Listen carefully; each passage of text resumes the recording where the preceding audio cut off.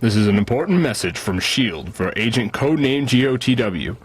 This message is highly classified and contains sensitive data. It is for your eyes only.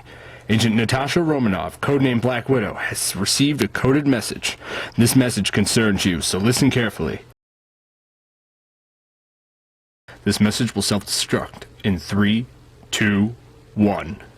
Hi everybody, Sharon Needles won RuPaul's Drag Race, so as promised I did not throw myself off a cliff, and I am back this week.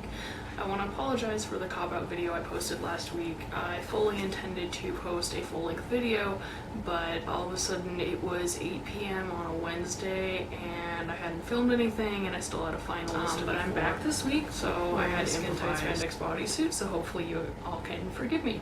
So hopefully you know by now, but it is semi-formal Avengers week here on GOTW, hence my semi-formal Black Widow cosplay.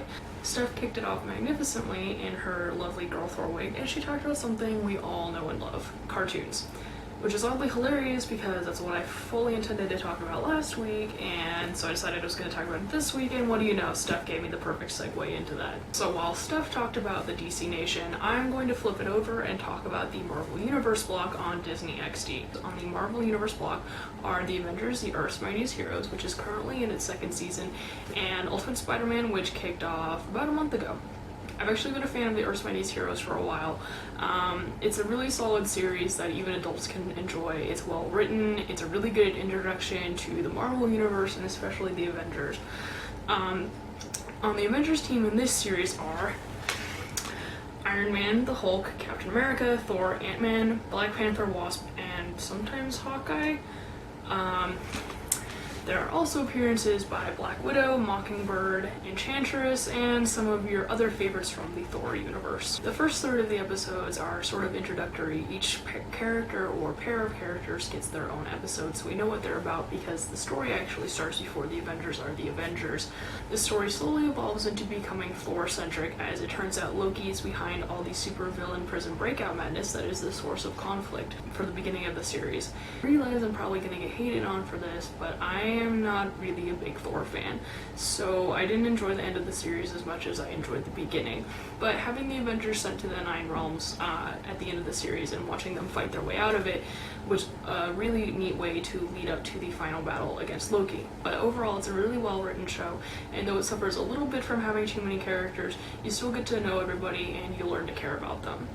I just have one bone to pick with them, and it's the female superheroes, or kind of the lack of them. Now, I like the fact that the show actually has quite a few female characters, certainly more than Ultimate Spider-Man does, and I like it for that aspect. But let's go down the list here. Mockingbird makes a one-episode appearance. Black Widow is a traitorous double agent, and while I love her for that, that doesn't really make her a good role model. Enchantress is out to do Loki's bidding while trying to get into Thor's oversized pants. And Wasp, while I do love her, she kind of gets the short end of the stick as far as character development and plot goes, and she's kind of obsessed with a certain clueless asshole. But other than that, you know, she's probably the best female character they have right now. The most recent episode has given me a lot of hope because, spoiler alert, Miss Marvel has agreed to join the Avengers, and she is a total badass, so I'm really excited to see how the show develops now that she's a regular character. The first season is all up on Netflix, so if you've got the Avengers fever and need something to watch while you're waiting for Thursday night, I suggest you start now. Now, onto Ultimate Spider-Man.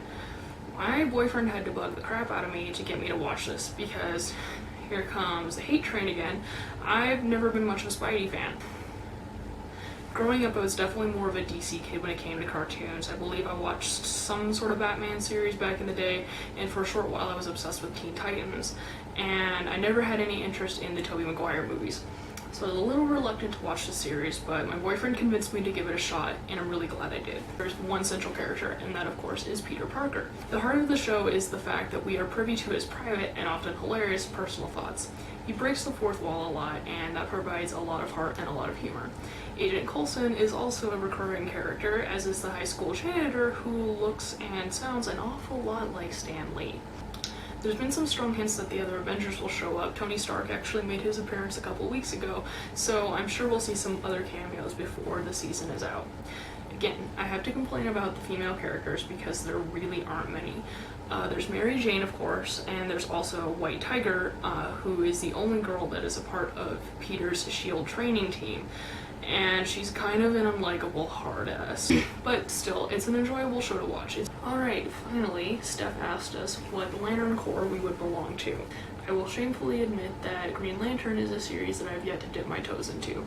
Although since Steph gave the animated series such a glowing recommendation, I'm probably going to check that out very soon. So I asked my Green Lantern fanboy boyfriend for his opinions. Since he gave me 2 answers, I'm going to share them both with you. His first choice was indigo, which is the color of compassion.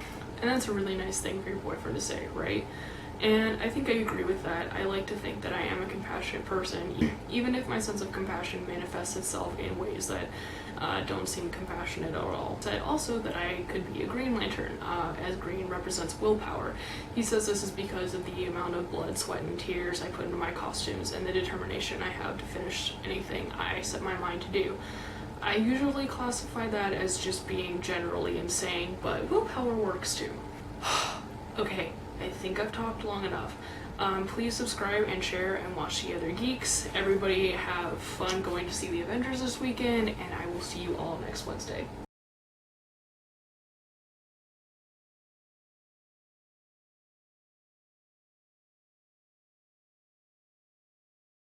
Oh, come on! I'm fierce when I'm wearing this rig. You don't even have a driver's license. This Perfect Kid's pretty funny, but do we really want him to join the team?